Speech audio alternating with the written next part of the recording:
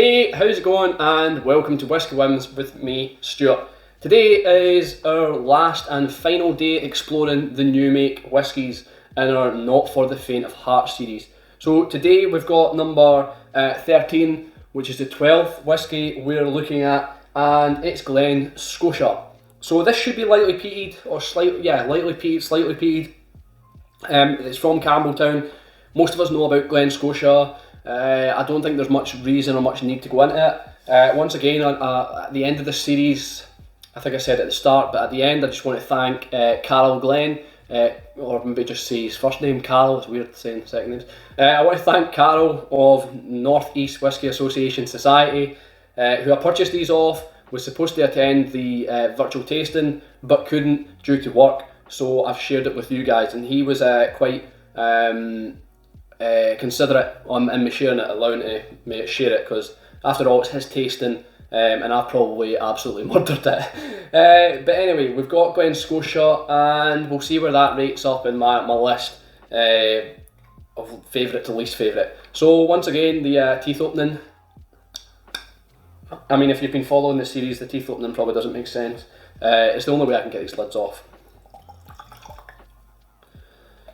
So let's see what this is on the nose. Soapy. And I think that comes from the peat, that soapy element. I'm pretty sure the other peated one, which was... I don't know what the other peated one was. There was another peated one, I'm sure.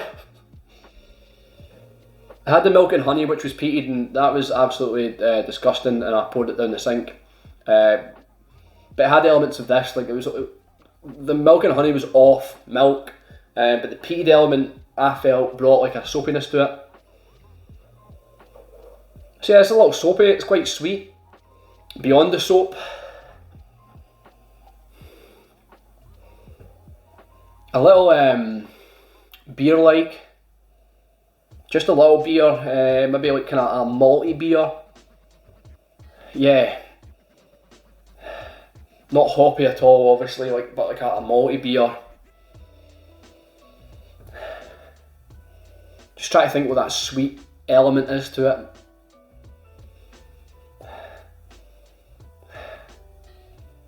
Yeah, I'm not sure what that could be. It smells a little, maybe to go along with the salt, it smells like a little oily, like a virgin oil, like a vegetable oil or something like that, or a olive oil, something like an oil you'd cook with rather than petrol oil or car oil. Petrol oil. Oof. It's just shouldn't have put my nose right in that. That pricked my eyes, Jesus. Right, so yeah, I think we'll go to the palate. I'm going to spit this one out. I've said it in previous videos, I've done 1 to 6, or the first 6 drams, and I drank them all and it was worse for wear, so I'm not going to drink this.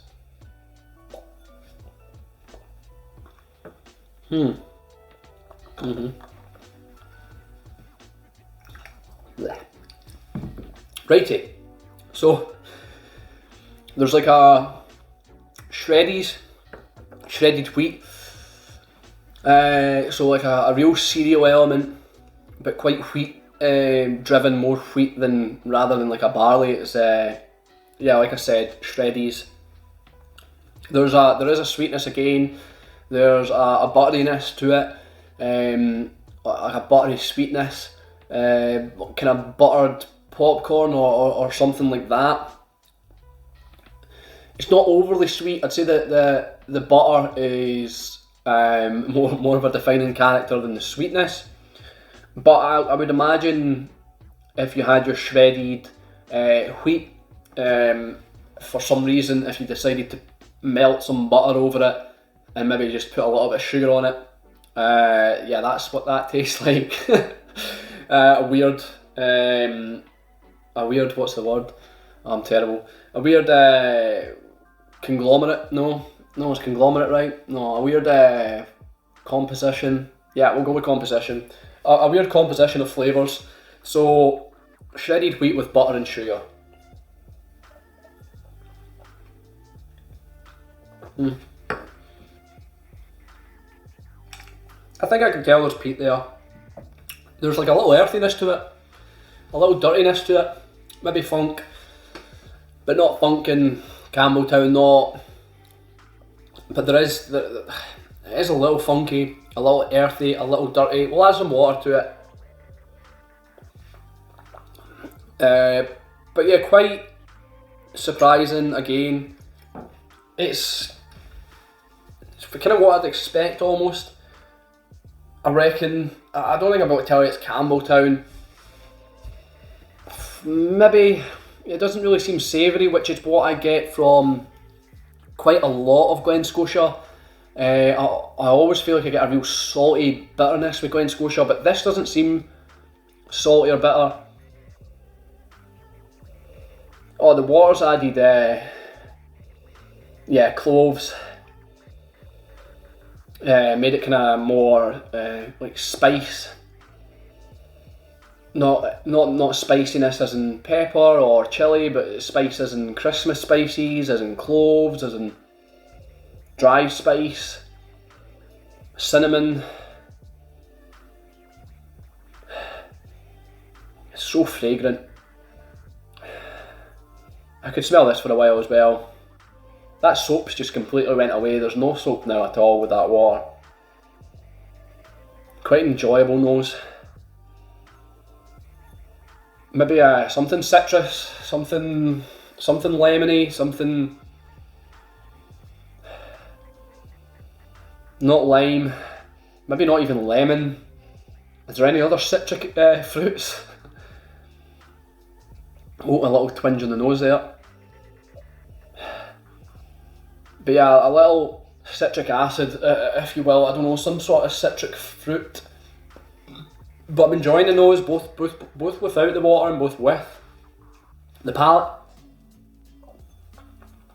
Yeah, with the water added now, there's a real dusty element, dunnage element, kind of fusty, kind of similar in lines with Springbank in a sense, but it's not a Springbank obviously, but there's that kind of dunnage feel to it, almost cask strength, almost like spilt whiskey on the warehouse floor.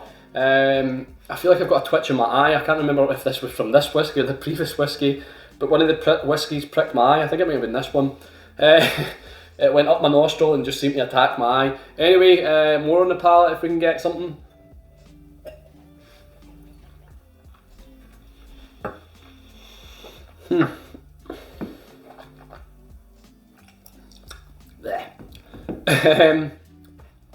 Yeah, there's like a bit of greenery there, kind of herbaceous, herbs. I'm trying to think what herbs it could be. Sorry, that just kind of tickled my fancy a little bit when I done that. Yeah, I'm a bit weird. Yeah, there's a herbaceous green herb, maybe parsley or something along those lines. Parsley or coriander, or I don't think it's as strong as coriander though, but yeah, something like that. Maybe parsley. I think parsley can be quite strong as well, so I don't know what I'm talking about. So yeah, it's quite green, quite herbaceous, quite green herbal, fresh herbs as well. They're not dried at all. Yeah, freshly grown, and also that dunnage element. Quite enjoyable, quite pleasant. How would I rate it in my lineup? I put the graphic here. So I think this would probably go. So what have we got? I've just got my little cheat sheet here again. It's an old tasting card that I made.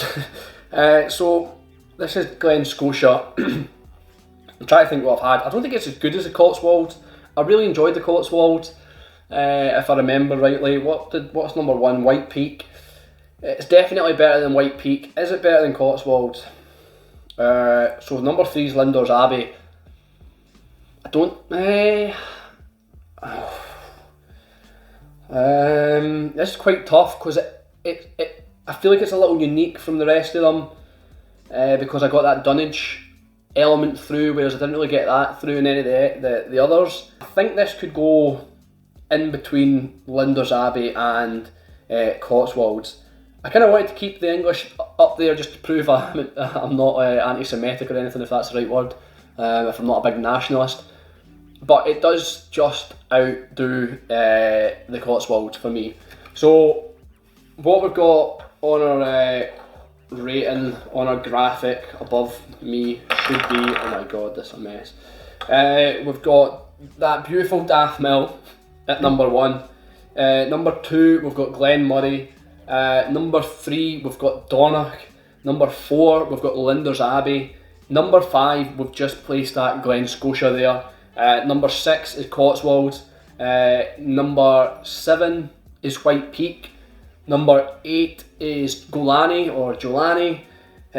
Number 9 is Glenallachie. Number 10 is Dingle. Number 11 is Waterford, and number 12 is Milk and Honey. So, how will I conclude this? What I want to conclude this by saying is, obviously new make spirit isn't the final product, so this isn't really much to base or judge a distillery on. But at the same time, it's the building block, the foundation, it's the starting point really for the whisky, and then on its journey of maturation. So it can reveal quite a lot.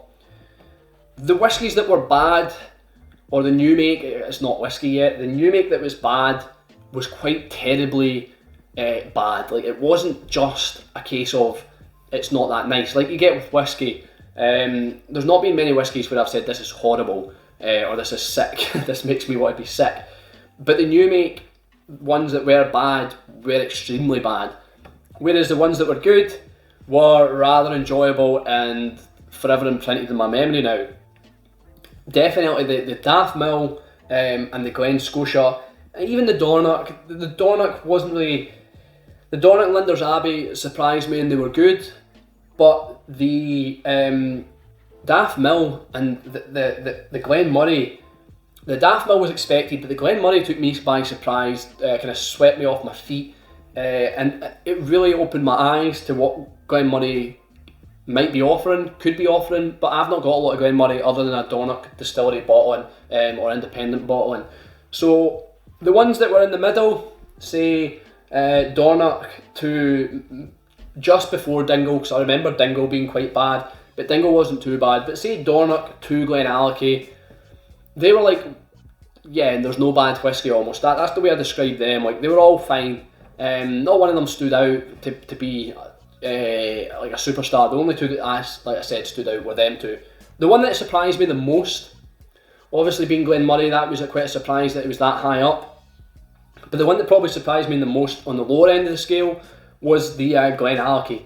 So the Glenallachie was 4th from the bottom, and I just don't think there was anything spectacular about it.